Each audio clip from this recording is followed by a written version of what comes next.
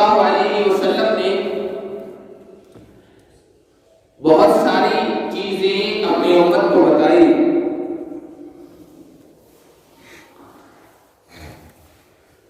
اس میں ایک بات یہ ارشاد فرمائی کہ وَاللَّهُ بِمَا قَسَمَ اللَّهُ لَكُمْ تَكُنْ أَغْنَى النَّاسِ. اللہ تعالیٰ نے تمہارے لیے جو تقسیم کر دیا ہے، تمہاری قسمت میں لکھ دیا ہے اور تمہاری تقدیر میں جس کا فیصلہ فرما دیا ہے، اس پر راضی رہو، اس پر خوش رہو. تکن اغنى الناس، صرف ایمان والوں کا نہیں کہا، الناس، سارے لوگوں میں، ساری انسانیت میں تم سب سے زیادہ غنی ہو جاؤ. غنی کا ترجمہ مالدار کر دیا جاتا ہے، دولت مند کر دیا جاتا ہے، صاحب مال کر دیا جاتا ہے، یہ سمجھانے کے لیے کر دیا جاتا ہے. ورنہ غنا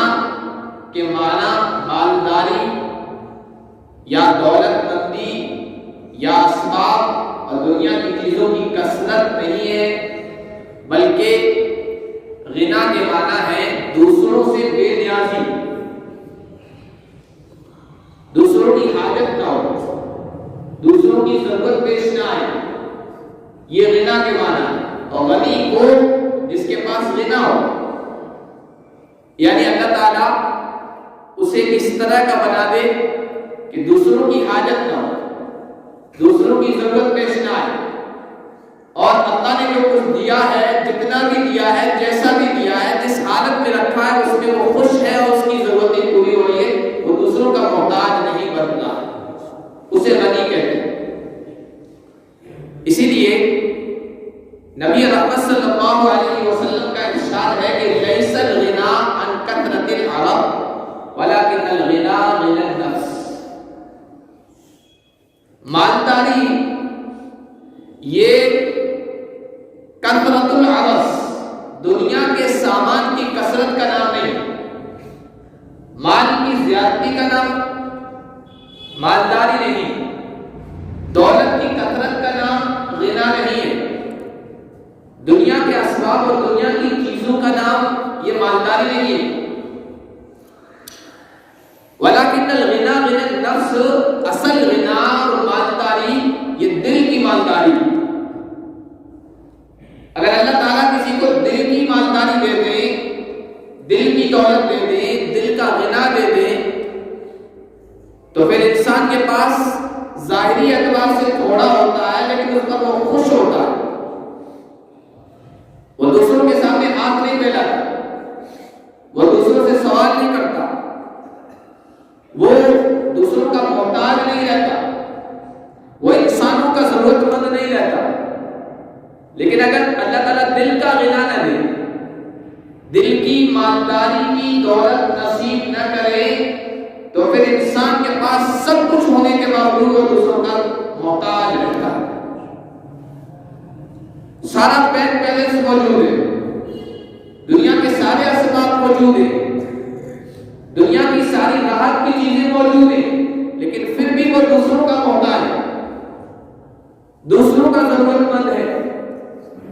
تو مالداری اس چیز کا نام نہیں ہے کہ دنیا کی ساری چیزیں موجود ہیں پھر بھی آپ دوسروں کے محتاج بنے ہوئے. ولیکن الغنا غنى النفس، اصل مالداری دل کی مالداری، اور دل کی مالداری کے اعتبار سے اللہ کے نبی صلی اللہ علیہ وسلم سے بڑھ کر تو کوئی تھا ہی نہیں. دل کی مالداری تھی کہ جو کچھ میسر ہوتا تھا، اگر کوئی آتا تھا مانگنے والا وہ بھی لوٹا دیتے تھے، کبھی لا زبان پر نہیں آیا. آج سب کچھ ہونے کے باوجود کوئی مانگنے والا آتا ہے، آدمی ٹھکرا دیتا ہے، عذر پیش کر دیتا ہے، منع کر دیتا ہے، اس لیے کہ انسان کے دل و دماغ پر فقر و فاقہ کا خدشہ لگا ہوا ہے، دے دوں گا تو پتہ نہیں کیا ہوگا. تو یہ تو حاجت مندی ہو گئی کہ انسان سب کچھ ہونے کے باوجود اپنے آپ کو اللہ علیہ وسلم کے بلکہ اللہ کے نبی کا جو خاندان ہے جسے ہم اہل بیت کہتے ہیں، جسے ہم سید کہتے ہیں، ان پورے خاندان کی خصوصیت یہ رہی کہ کبھی ان کی زبان پر لا نہیں آیا۔ کسی عربی شاعر نے کہا کہ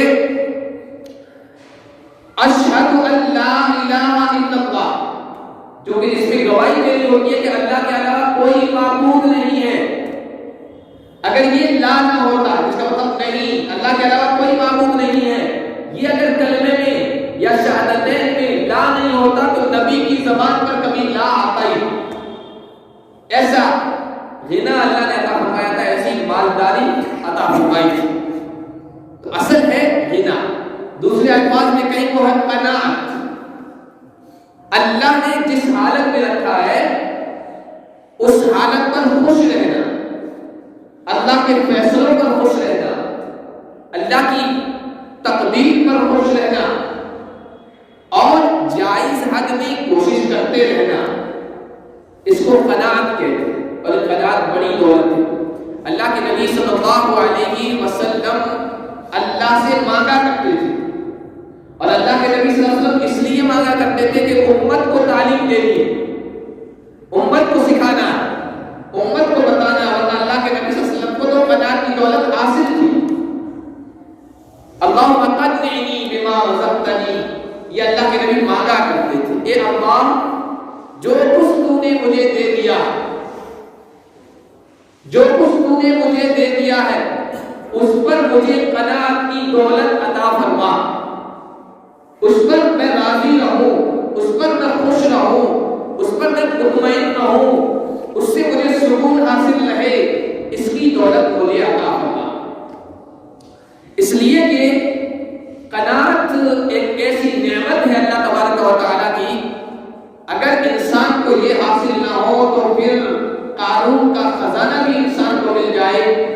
وہ کبھی سکون سے نہیں رہے، کبھی راحت سے نہیں رہے۔ اس لیے کہ پھر اپنے سے اوپر والے کو انسان دیکھتا ہے۔ قناعت کی نعمت نہیں ملی ہوتی ہے تو پھر اپنے سے اوپر والے کو دیکھتا ہے، اور اس دنیا میں ہر شخص سے بڑھ کر کوئی نہ کوئی، میں اور آپ کسی ایک کو آئیڈیل بنائے ہوئے کہ فلاں کو دولت بہت زیادہ ملی ہوئی، فلاں کو دنیا کے اسباب بہت ملے ہوئے، فلاں کا بینک بیلنس بہت ہے، زمین جائیداد بہت ہے، میں ویسا بن جاؤں۔ اور اس سے جا کر آپ پوچھیں تو کہے گا میں اس حالت میں ابھی میں خوش نہیں ہوں، میں تو فلاں جیسا بننا چاہتا۔ وہ یہ کہے گا ہندوستان کے کسی بڑی سے بڑی پارٹی کا آپ سب کو پتہ ہے، نام لے لیں، اس کے بعد جا کر دولت کی کوئی کمی ہے، پورا ہندوستان تو پارٹیوں کے قبضے میں، پوری دولت انہیں کے خزانے میں جا رہی، اس کے بعد جا کر کہیں آپ تو خوش ہوں گے، کہیں گے نہیں میں تو بل گیٹس جیسا بننا چاہتا ہوں۔ اب بل گیٹس سے جا کے پوچھیں تو اس کے سامنے بھی کچھ اور ہوگا، ورنہ ان لوگوں کے پاس پیسوں کی کوئی کمی ہے، کمانا چھوڑ دیں، ان کی نسلیں کھاتی رہیں، اتنا پیسہ ہے، لیکن بس وہ دل کے اندر جب حرص و ہوس کا کانٹا لگ جاتا ہے وہ بے چین رکھتا ہے انسان کو، تو پھر یہ بے چینی ختم نہیں ہوتی۔ ہر آدمی سے بڑھ کر کوئی نہ کوئی ہے دنیا میں، اور جب آپ اس مقام پر پہنچیں گے جہاں پہنچنا چاہ رہے آپ کو کوئی اور نظر آ جائے گا، نہیں ابھی تو یہ حاصل کرنا ہے، اور پھر یہ چیز ختم نہیں ہونے والی۔ اللہ کے حبیب صلی اللہ علیہ وسلم نے ارشاد فرمایا کہ لو کان لابن آدم وادیا من ذهب لابتغى ثالثا، آدم کے بیٹے آدم کی اولاد کو دو پہاڑوں کے درمیان وادی جسے کہتے ہیں سونے سے بھری ہوئی مل جائے تو اس کے ملنے کے بعد وہ خواہش کرے گا کہ ایک اور وادی سونے کی مل جائے، پورا جنگل سونے کا ایک اور مل جائے۔ وَلَوْ كَانَ لَهُ وَادِيًا لَابْتَغَى ثَالِثًا، اور اگر آدم کے بیٹے کو دو وادیاں، دو جنگل سونے سے بھرے ہوئے مل جائے تو تیسرے کی خواہش کرے گا، تیسرے کی خواہش کرے گا، اور اس کی یہ خواہش کبھی پوری نہیں ہوگی۔ اس کی اس خواہش کو کیا چیز پوری کر سکتی ہے؟ لن يملأ فاه إلا التراب لو كان لابن آدم واديا من ذهب لابتغى ثالثا ولو كان له واديا لابتغى ثالثا ولن يملأ فاه إلا التراب آدم کے بیٹے کے منہ کو قبر کی مٹی بھر سکتی، اس کی خواہشات، اس کی تمنائیں، اس کی آرزوئیں، اس کے جو ارادے دنیا کے اسباب اور دنیا کی دولت کو حاصل کرنے کے ہیں یہ کبھی پورے نہیں ہوں گے۔ اس کا منہ تو جب قبر میں جائے گا تو قبر کی مٹی بھر سکتی ہے، اس کا پیٹ اس کے علاوہ کوئی چیز نہیں بھر سکتی۔ دنیا میں بڑے بڑے آئے، آپ دیکھ لیجئے بڑے سے بڑا انسان کوئی نہ کوئی حسرت لے کے اس دنیا سے گیا، مطمئن کوئی نہیں گیا کہ بھائی جو کچھ مجھے مل گیا میں اس پر خوش ہوں، کوئی نہیں گیا۔ بڑے سے بڑا انسان عربی شعراء میں ایک شاعر گزرا متنبی، جس کی اشعار کی کتاب ہمارے مدارس میں پڑھائی جاتی ہے، اس نے بڑے پتے کی بات کہی ہے شعر میں۔ اس نے کہا کہ ما قضى احد منها لبانته ومن انتهى عرب الى عربی، اس دنیا میں جو کچھ آیا ہے اس دنیا سے اس نے اپنی کبھی خواہش پوری نہیں کی۔ اس کے جو ارادے تھے کسی انسان کے ارادے مکمل نہیں ہوئے۔ دنیا میں کہا جاتا ہے سکندر گزرا بہت بڑا بادشاہ، دنیا کا فاتح کہا جاتا ہے، لیکن دنیا کو پوری کو فتح نہیں کر سکا، وہ بیچ میں اس کا انتقال ہو گیا۔ ارادہ اس کا تھا پوری دنیا فتح کرنے کا، کہا بھی جاتا فاتح عالم، دنیا کو فتح کرنے والا، لیکن اس کی خواہش پوری نہیں ہے، کسی کی بھی خواہش پوری نہیں۔ من تہا عرب الى عربی، وہ کہتا ہے کہ ایک خواہش پوری نہیں ہوتی ہے کہ دوسری شروع ہو جاتی ہے، اور دوسری خواہش پوری نہیں ہوتی ہے کہ تیسری شروع ہو جاتی ہے،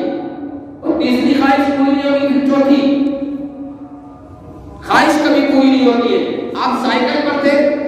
پہلے سائیکل کی نہیں تھی، سائیکل آ گئی تو آپ کی خواہش ہوگی کہ میرے پاس تو سائیکل ہے، فلاں اسکوٹر پہ چل رہا ہے، اسکوٹر مل جائے پھر ٹھیک رہے گا۔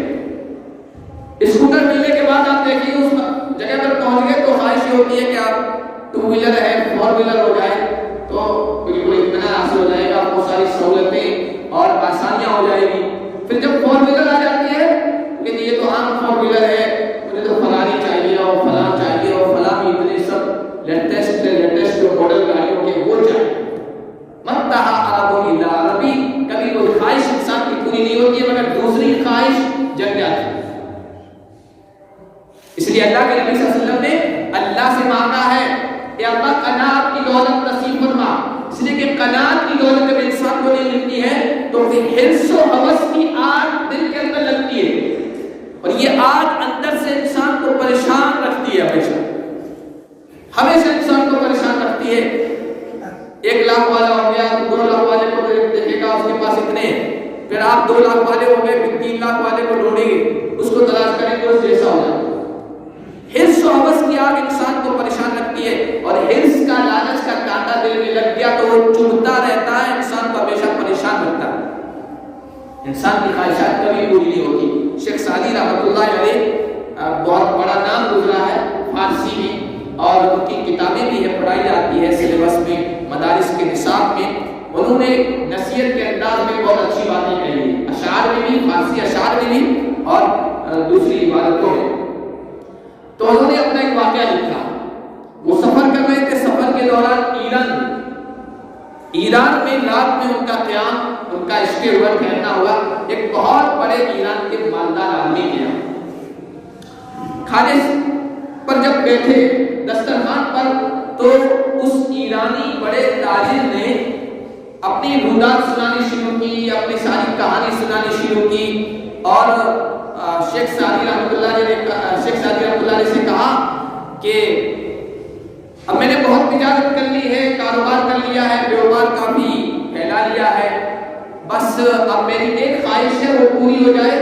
تو اس کے بعد میں اپنے وطن ہی میں ٹھہروں گا، یہیں ایک چھوٹی موٹی دکان کر لوں گا، اپنا گزارے کا بس ہو جائے، اس پر اکتفا کروں گا، اب میری تمنا یہ آخری تمنا تو وہ پوری ہو جائے، اس کے بعد یہ کر لوں گا۔ شیخ سعدی نے پوچھا آخری تمنا آپ کی کیا ہے؟ آخری آرزو جو پوری ہوتی دیکھنا چاہتے ہیں؟ تاجر کہنے لگا کہ میری خواہش اور تمنا یہ ہے کہ میں ایران سے گندک لے جاؤں، گندک ایک ڈابر جیسی کوئی چیز ہوتی ہے، یہ گندک لے جاؤ اور اس کو لے جا کر چین میں بیچو، پھر چین سے چینی برتن لو اور اس کو لے جا کر روم میں بیچو، پھر روم کی جو مشہور چیزیں وہاں کی وہ ہے ریشم، وہاں سے ریشم لو اور وہ لے جا کر ہندوستان میں بیچو، پھر ہندوستان سے لوہا لو اور وہ لے جا کر حلب، سیریا ملک کے شام میں حلب آج بھی وہ شہر ہے، وہاں جا کر بیچو، پھر حلب کی جو مشہور چیز ہے وہ ہے آئینہ، بہت اچھا آئینہ تیار ہوتا ہے، تو وہ آئینہ وہاں سے خریدو اور اس کو لے جا کر میں یمن میں بیچو،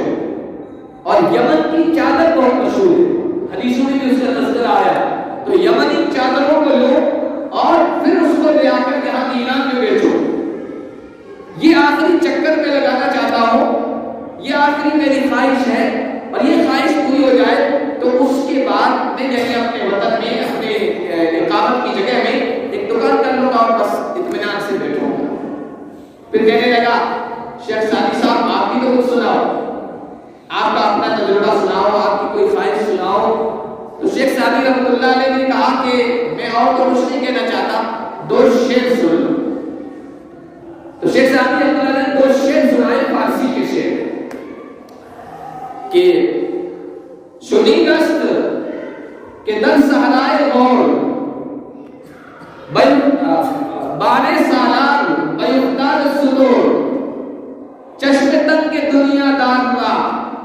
یا قناعت کو کنت یا خاک گور، چشم تن کے دنیا دار را یا قناعت کو کنت یا خاک گور۔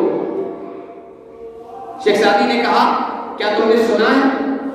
ایک بہت بڑے تاجر کا قصہ اور اس کی کہانی، جو اپنا سامان تجارت خچروں پر لاد کر چل رہا تھا، اور غور ایک جگہ کا نام ہے، غور محمود غزنوی اور غوری شہاب الدین غوری جہاں کے تھے، تو غور جگہ کا نام ہے کہ غور کے صحرا میں، غور کے ریگستان میں اور جنگل میں وہ جا رہا تھا اپنے خچروں پر اپنا سامان تجارت لادے ہوئے، اور اس کی بڑی خواہشیں تھی، اس کی بڑے کی تمنائیں تھی، اس کے بڑے ارادے تھے، لیکن وہاں پر اجل نے آ پکڑا، موت نے آ پکڑا، وہ وہیں مر گیا، اس کے خچر بھی وہیں پڑے رہے سامان سے لدے ہوئے،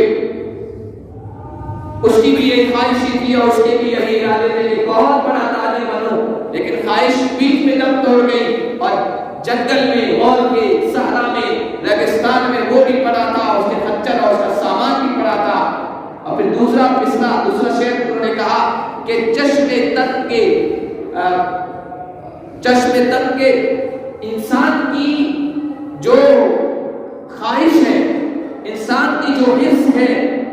اس کو کوئی چیز پر نہیں کر سکتی ہے، بھر نہیں سکتی ہے، سوائے 2 چیزوں کے، چشم تن کے دنیا دار کا، دنیا دار کی حرص و ہوس کی نگاہ کو کوئی چیز بھر نہیں سکتی، یا قناعت کو کنت یا خاک گور، یا تو قناعت کی دولت مل جائے اللہ تعالیٰ کی طرف سے کہ اللہ نے جس حال پر نظر رکھا ہے اس پر خوش رہے، مطمئن رہے، راضی رہے، یہ انسان کو مطمئن کر سکتی ہے، اس کی نگاہ کو بھر سکتی ہے، اس کے دل کو بھر سکتی ہے، یا خاک گور کہتے ہیں قبر کو، گورستان قبر کو کہتے ہیں، یا پھر قبر کی مٹی اس کو بھرے۔ یہ شیخ سعدی نے ان کو سنایا، اور حقیقت بھی یہی، شیخ سعدی رحمۃ اللہ علیہ نے یہ اسی حدیث کی شرح کی ہے، اس حدیث کا وہ ترجمہ کیا، اس کی وضاحت کی جو میں نے آپ کے سامنے پڑھی کہ لو کان لابن آدم وادی من ذهب لابتغى ثالثا ولو كان له واديان لابتغى سادسا ولا يسد جوف ابن آدم الا التراب۔ آدم کے بیٹے کی خواہش کو یا آدم کے بیٹے کے پیٹ کو قبر کی مٹی کے علاوہ کوئی چیز بھر نہیں سکتی۔ اس لیے اللہ کے نبی صلی اللہ علیہ وسلم نے یہ اصول دیا، ایک ہدایت دی، ایک رہنمائی فرمائی ہے امت کی۔ اگر امت کے افراد اس پر، بلکہ انسانیت کے افراد اس پر چلنے لگ جائیں تو سکون مل جائے، راحت مل جائے۔ وَرْضَ بِمَا قَسَمَ اللَّهُ لَكَ تَكُنْ أَغْنَى النَّاسِ، اللہ نے جس حال میں رکھا ہے، اللہ نے جس طرح کا چہرہ دیا ہے، اللہ تعالیٰ نے جس طرح جسم دیا ہے، اللہ نے جس طرح کی خوبصورتی دی ہے، حسن و جمال دیا ہے، اللہ نے جتنا مال دیا ہے، اللہ نے جتنی دولت دی ہے، اللہ نے جتنا دنیا کا اسباب دیا ہے، اس پر خوش ہو جائیے، محنت کرتے رہیے، اس پر محنت کیجیے۔ محنت سے اسلام بنا نہیں کرتا ہے، کوشش سے اسلام بنا نہیں کرتا ہے، یہ بھی بات یاد رکھیں۔ محنت میں حرکت میں برکت ہے، یہ بالکل صحیح بات ہے، محنت کرنا ہے، کوشش کرنا ہے، لیکن حرص اور ہوس کی آگ میں اپنے آپ کو نہیں جھونکنا۔ حرص اور ہوس میں جب آدمی مبتلا ہو جاتا ہے تو پھر انسان پریشان رہتا ہے۔ وَرْضَ بِمَا قَسَمَ اللَّهُ لَكَ تَكُنْ أَغْنَى النَّاسِ۔ جب انسان کو یہ قناعت کی دولت مل جائے تو پھر دنیا کا سب سے پرسکون راحت و آرام والا انسان وہی ہوتا ہے، ورنہ اس دنیا میں کسی کو چین سکون نصیب نہیں ہوگا۔ اسی لیے اللہ کے نبی صلی اللہ علیہ وسلم نے امت کو یہ تعلیم دی ہے کہ دنیا کے اعتبار سے جو بڑے ہیں ان کی طرف مت دیکھو، تم سے دنیا میں جو بڑے ہوئے ہیں ان کی طرف مت دیکھو، ان کی طرف دیکھو گے تو جو کچھ اللہ کی نعمتیں ملی ہوئی ہے اس کی ناشکری پیدا ہوگی، ناقدری پیدا ہوگی، شکوے، شکایتیں، گلے، رونا، پریشانی کا اظہار کرنا ہمیشہ آپ کی زبان پر اور آپ کے ہونٹوں پر اسی طرح کے کلمات ہوں گے، اللہ کی نعمتوں کی ناقدری ہو۔ دنیا کے اعتبار سے جو بڑے ہیں ان کی طرف مت دیکھو، اللہ کی نعمتوں کی شکر گزاری کا جذبہ آپ کے دل میں آئے گا۔ دین کے اعتبار سے جو آگے ہیں ان کو دیکھو۔ آج ہمارا معاملہ بالکل الٹا ہو گیا، ہم دین کے اعتبار سے اپنے سے نیچے والوں کو دیکھ رہے ہیں۔ جو آدمی پنج وقتہ نماز نہیں پڑھتا ہے، آپ اس سے کہیں کہ پنج وقتہ نماز اور یہ فرض ہے تو کہے گا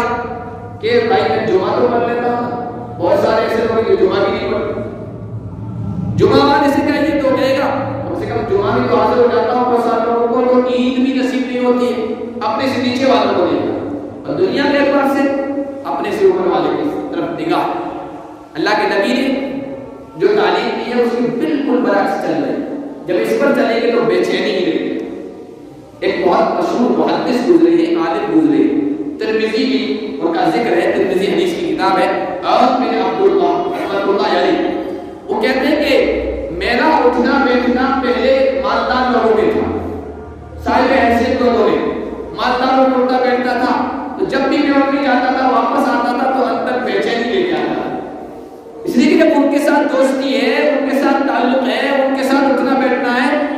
جب بھی ملاقات ہوتی تھی سامنے والے کا کپڑا یا اس کی سواری یا اس کی کوئی چیز مجھ سے بہتر ہوتی تھی، جب بہتر دیکھتا تھا تو میں بے چین رہتا تھا کہ مجھے تو یہ چیز میسر نہیں ہے، مجھے تو یہ چیز ملی ہوئی نہیں ہے، پریشان سا رہتا تھا۔ پھر میں نے یہ کیا کہ اپنے سے دنیا کے اعتبار سے جو کمتر لوگ ہیں ان میں اٹھنا بیٹھنا شروع کر دیا، ان کے ساتھ میری ملاقاتیں زیادہ رہی، اللہ تعالیٰ نے مجھے سکون کی دولت سے نوازا۔ یہ بالکل حقیقت بات ہے، یہ بالکل صحیح بات ہے، اور اللہ کے نبی صلی اللہ علیہ وسلم نے اسی لیے یہ امت کو تعلیم دی ہے کہ دنیا کے اعتبار سے اپنے بڑوں کو مت دیکھیں، اپنے سے نیچے والوں کو دیکھیں، اور دین کے اعتبار سے اپنے سے اوپر والوں کو دیکھیں جو دینداری میں آپ سے آگے بڑھا ہوا ہے۔